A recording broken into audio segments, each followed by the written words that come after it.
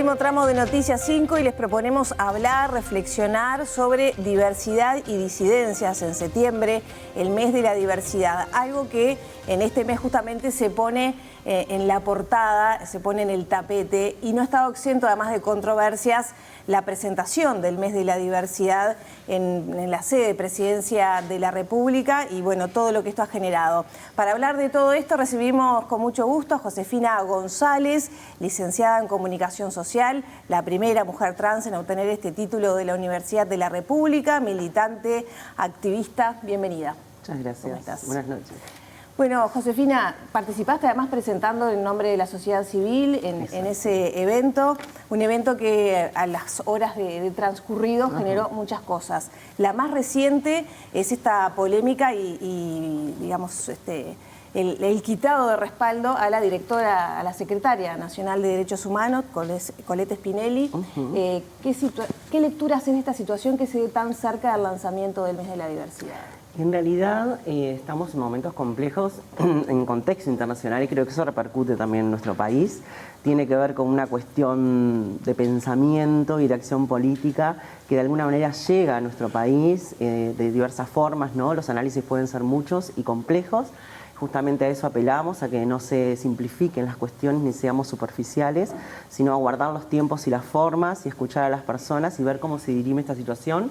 A mí me tocó en particular presentar el lanzamiento del mes en representación del movimiento social, justo el día en que sucede este hecho de violencia vicaria, con lo cual conmocionó a todo nuestro país y nos dejó a todas las personas muy dolidas, muy dolidas. Me tocó incluso anunciarlo en el estrado de Presidencia a las personas que estaban presentes en ese día. Y esto linkea justamente con romper mitos y romper prejuicios en esto de que la gente a veces entiende o hay un mensaje medio genérico de que nosotras solamente nos interesamos por nosotras o por nuestras cuestiones y nada más lejos de eso, ¿no? Creo que nuestras luchas están encarnadas en una clara base de derechos humanos que implican muchas y muy diversas luchas y que en realidad estamos para trabajar todos los temas y todos los derechos porque así nos articulamos con el resto del movimiento social, no solamente uruguayo, sino de Latinoamérica. Yo vengo de un encuentro internacional latinoamericano con más de 15 países que tuvo sede en Sao Paulo, en Brasil, donde se discutieron todos estos temas de cara a la COP30 que va a ser en Belém do Pará, en Brasil. Y en realidad creo que el mensaje que hay que dejar es ese, de que en realidad estamos las personas atravesadas por muchas cuestiones, que septiembre es un mes donde se hace foco en esta temática. No quiere decir que todo el año no se haga nada, no, trabajamos todo el año y hace muchísimos años, hace 20 años que trabajo estos temas. Y en realidad eso, entender de que son complejas, diversas, plurales estas luchas y que implican un abanico inmenso de posibilidades y que siempre tienen una clara base de derechos. Con respecto a lo de Colette específicamente, creo que es una cuestión muy simbólica que se dé justo en este mes, que justo salga y salte a la luz y se haga público en un mes donde intentamos hacer foco en los trabajos que venimos realizando y las necesidades que todavía tenemos y las ausencias estatales en estas temáticas y sociales, ¿no? Ahora, pero es dentro incluso del Frente Amplio, que es el partido de gobierno, ¿no? O sea, eso aún es más extraño. Se le quita el respaldo de su sector que forma parte del gobierno. Sí, y ahí hay un análisis posible que se puede hacer, es que todas estas cuestiones de como de dudas, de prejuicios y de quizás no poder saltar determinadas barreras, no solamente es un pensamiento que viene de las derechas, si bien se profundiza con las extremas derechas, también a las internas de las izquierdas en toda Latinoamérica hay controversias, hay contradicciones, hay una cuestión mucho más amplia y que en este caso en particular creo que se va reflejado en este sector en particular que quita ese respaldo, que lo hace público y que encima lo hace público en un mes muy particular. A mí me parece como una cuestión no inocente y me parece una cuestión bastante simbólica también. ¿Y cómo debería actuar el Frente Amplio como partido? Y creo que tiene que darse el tiempo, como se lo ha dado con otras figuras y personajes políticos de su propia fuerza política, ¿no? En cuestiones de presiones, cuando existen presiones sociales y políticas, bueno, no quiero poner ejemplos, pero ejemplos sobran, ¿no? Como cuando sucedió con el ministro de Desarrollo, por ejemplo, con todas las personas que murieron en calle, para poner un ejemplo nada más, ¿no? Que hay que dar proceso y tiempo a las cuestiones y escuchar a las personas y ver cómo se dirime esto. No me animaría a hacer una cuestión así como un análisis muy adelantado, porque esto es reciente, es de hoy, pero sí nos parece muy extraño que justo en este mes salten estas cuestiones, y no es la primera vez que sucede con una de las nuestras, además. Ya o sea, a la interna del Frente Amplio hay presiones para sacar a Colette Spinelli de la Secretaría de Derechos Humanos. Y si su sector le quita el respaldo y lo hace público, por supuesto que eso significa una presión política, claramente. Subrayado informás hace un rato que el motivo de la disconformidad es la contratación de una expareja como asesor. ¿Eso estaría mal en caso de que hubiera ocurrido? En realidad, sí, depende pero sí, estaría mal, y en realidad hay que escuchar el argumento para con eso, sí. No podemos dejar de vincular todo esto con el suceso que pone, digamos, en las redes y en la controversia el número artístico que cerró la presentación y que fue un acto drag y que, bueno, trajo mucha crítica de todo tipo. Y después viene todo se desencadena todo esto con la directora, la secretaria de la Secretaría de Derechos Humanos. ¿Cómo se entiende ese número? La crítica fue que eso no es arte, que estuvo en la sede de la presidencia, que se financia eso cuando no se financian cosas más importantes o vitales en el presupuesto, ¿no? En el marco de la discusión que se está dando, bueno, desde sexualizar, obsceno, perversión. ¿Cómo se puede leer lo que se hizo ahí? Tiene como muchas lecturas posibles, pero creo que también tenemos que partir por donde parte la crítica, y es del senador Da Silva. ¿De dónde viene el senador Da Silva? De hace muy pocos días, hace muy pocas semanas, insultar públicamente en el Parlamento, en el Senado, a otro representante nacional, y con un insulto bastante fuerte y con una carga muy peyorativa, y que al movimiento social entero, a quienes hace años trabajamos estos temas, nos dolió muchísimo.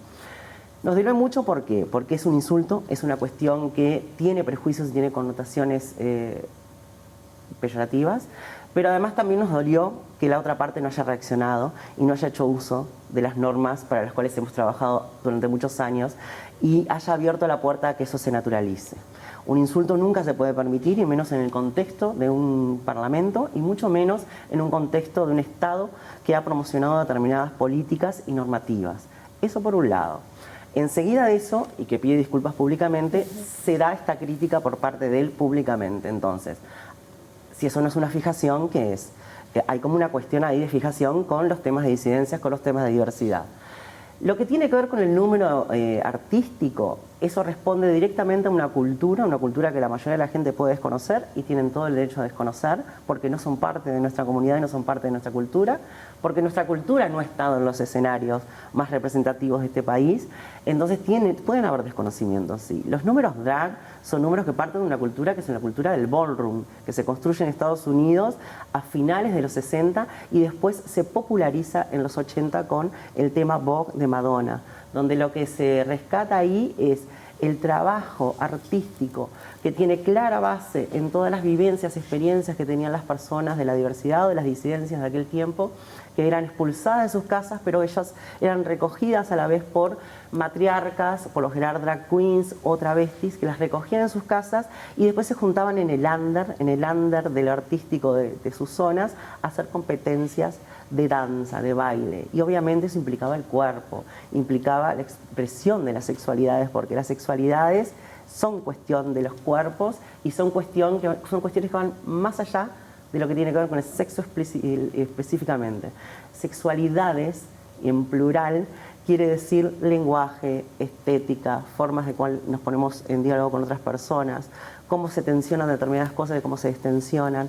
Las sexualidades son mucho más que el sexo específicamente. Entonces hay que entender de que estas performances, estas formas de lenguaje y de comunicación artística a la interna de nuestra sociedad son parte de nuestra cultura y son parte base de nuestra cultura, y tiene que ver con un lenguaje específico y tiene que ver también con aquello que hemos habitado y hemos vivido. ¿Y por qué molesta tanto o nos incomoda? ¿No? Yo te lo preguntaba cuando recién te vi detrás de cámaras. Algo ahí nos mueve, nos molesta, nos interpela. No sé si es porque ver a alguien con parte de símbolos femeninos tradicionales y barba mezclada con mover el cuerpo de determinada manera, la vestimenta. ¿Qué análisis se hace de esa molestia o incomodidad que genera? Saben que el drag queen es parte de la antigüedad, no es una cuestión moderna tampoco. Parte de lo que fueron las primeras obras teatrales allá por Inglaterra de la época de Shakespeare, ¿no? Cuando las mujeres no tenían acceso al mundo del teatro, cuando no tenían acceso y derechos a ser representantes artísticas arriba del escenario, eran varones que se montaban de mujeres para hacer de mujeres. Desde ahí parte el drag queen, tiene un trasfondo social, político y de no derechos. Entonces el drag queen más moderno, más de este tiempo, lo que hace es una sátira, una burla a las cuestiones de género binario que intenta el sistema binario de instalar en esa obligatoriedad que debemos encajar necesariamente y que es inamovible, de que se estanca. Bueno, lo que hace el drag queen es reírse mucho de eso y satirizarlo. Obviamente que incomoda porque no todas las personas tienen acceso a esa cultura y además también nos mueven cosas. Y hay un punto ahí muy importante, si incomodará, y lo que hablabas, casi como, así como el pasar haciendo una reseña de esta historia, de la expulsión de sus familias, de sus casas, y lo que representa eso también de quién lo sostiene, de quién te recibe como ser humano, ¿no? Exacto. Y cómo ustedes están viendo eso ahora, porque al fin de cuentas desviamos la atención del tema en sí, que es la importancia de saber cómo estamos enfrentando ese tipo de problemas donde sos totalmente expulsado de tus círculos, de eso sigue siendo tan así, ¿cómo lo viven?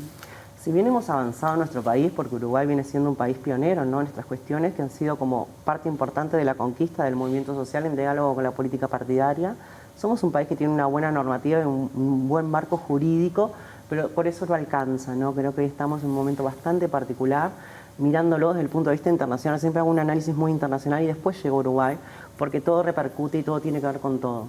Entonces, si bien estamos con una normativa bastante avanzada en nuestro país, todavía no hemos podido lograr lo que tiene que ver con la batalla cultural, que la batalla cultural no es imponer, sino que es una disputa política e ideológica hoy, dada la vereda de enfrente que se ha como de alguna manera radicalizado mucho y viene posicionándose fuertemente, no solo en Uruguay, insisto, estas discusiones, estas contradicciones y estos posicionamientos políticos no son solo de nuestro país, hay toda una movida internacional que se viene gestando hace mucho tiempo y que viene repercutiendo en toda Latinoamérica, que tiene que ver con las asociaciones de ultraderechas, con determinados sector empresarial y con financiación internacional que vienen trayendo una postura bastante fuerte, conservadora y polarizada, totalmente polarizada, que no habilita el diálogo, no está habilitando el diálogo. Bueno, eso está llegando a Uruguay también hace un tiempo, de un tiempo a esta parte, ¿no? No es una cuestión inocente, no es una cuestión que cayó del cielo, es una gesta, es una construcción, es algo que se ha venido construyendo a nivel de todo el continente y hoy tiene consecuencias concretas y reales en lo que tiene que ver con las prohibiciones en el Reino Unido, las prohibiciones en Estados Unidos con el gobierno de Trump, toda la persecución que ha instalado Milei en la Argentina con el retroceso de las leyes y los derechos de las personas travestis trans y de las disidencias en general, y este enfrentamiento absurdo que de alguna manera pone a competir derechos, y nosotras no estamos paradas de esos lugares. Nosotras nunca nos paramos de esos lugares porque entendemos que los derechos tienen que ser para todas las personas, si bien hacemos foco en lo que tiene que ver con las necesidades de nuestra comunidad, de las nuestras, ¿no? Hay que entender que todavía en Latinoamérica la expectativa de vida de las personas travestis trans es de 40 años, tenemos la misma expectativa que tenían las personas en la Edad Media. Hay que entender que todavía no hay reinserción de las nuestras en diferentes espacios de participación política, pública, académica, etcétera. Me acaba de decir Lorena que yo fui la primera licenciada en comunicación de este país. Bueno, ¿de qué habla eso? ¿Por qué no hay otras licenciadas de comunicación en este país travestis trans? Bueno, porque no llegamos. ¿Por qué no llegamos? Porque hay una serie de violencias que hacen que no lleguemos. Y en ese marco que estás describiendo, ¿cómo tendría que haber respondido el Parlamento a tu entender con el episodio que mencionabas antes de Da Silva con Viera? Tendría que haber hecho la denuncia al senador, porque hay una ley en este país que habilita a que nosotras podamos denunciar cuando sufrimos discriminación y mucho más cuando es pública. Entonces entiendo que cuando estas cuestiones se dan en esferas de alta representación y cuando hay fuertes connotaciones de poder, si nosotras no actuamos y no estamos actuando en consecuencia con el sistema jurídico, con el sistema que hemos construido, estamos abriendo la puerta. ¿Y lo plantearon alguna autoridad que el Senado como institución tendría que haber hecho la denuncia? Nadie lo planteó. Políticamente no escuché a nadie decirlo, lo cual también me apena muchísimo. Pero de la sociedad civil, los colectivos sí lo plantearon. No escuché, sí, algunos se pronunciaron, pero no fue una cuestión genérica. Y creo que eso responde también a la época en la que estamos viviendo, ¿no? En este mundo de contradicciones, en este mundo de complejidades, en este mundo donde viene avanzando un discurso y una forma de accionar política donde ya no estamos mirando al otro como un otro con derechos, sino que estamos en una cuestión más perversa, más compleja, que nos estamos olvidando justamente de las necesidades de la otra persona. Y en esas necesidades, en esas trayectorias de vida, hablabas, esa expectativa de vida de 40 años, lo difícil de acceder a la educación.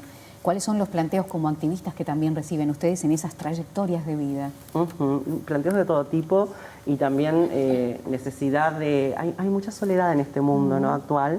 No es solamente con las nuestras, esto es una cuestión genérica de toda la sociedad. Estamos en un momento donde la gente está muy aislada y muy sola y que necesita muchas veces, no de una política pública, sí es necesaria la política pública, sino también de una escucha, un abrazo, una guía. Decir a dónde puedo ir con este tema, con este problema, con esta necesidad concreta.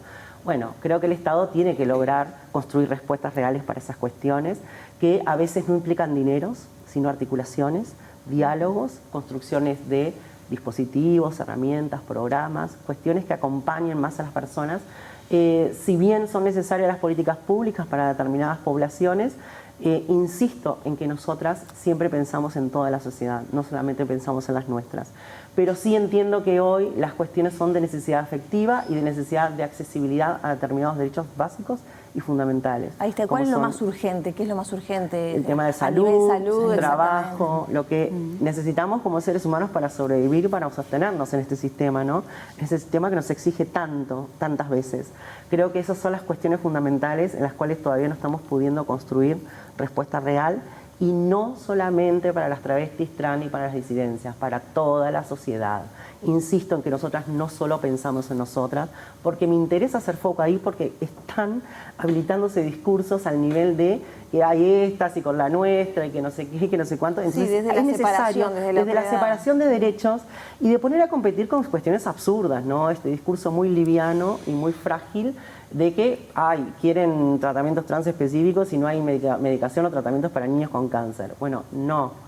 Primero hay que investigar, ir a los números, ir a golpear las instituciones, organizarse, no poner a competir derechos porque en realidad no corresponden. Creo que todas las personas tenemos que estar al mismo nivel en las cuestiones de accesibilidad a nuestros derechos y me parece un absurdo y una cuestión muy perversa poner a competir derechos. Entonces, nosotras si bien trabajamos y hacemos foco en este mes por estas cuestiones, trabajamos durante todo el año y hace muchos años por lograr derechos y accesibilidades no solamente para las nuestras, sino articulando con otras luchas también. Josefina, muchas gracias por estos minutos. Muchas gracias.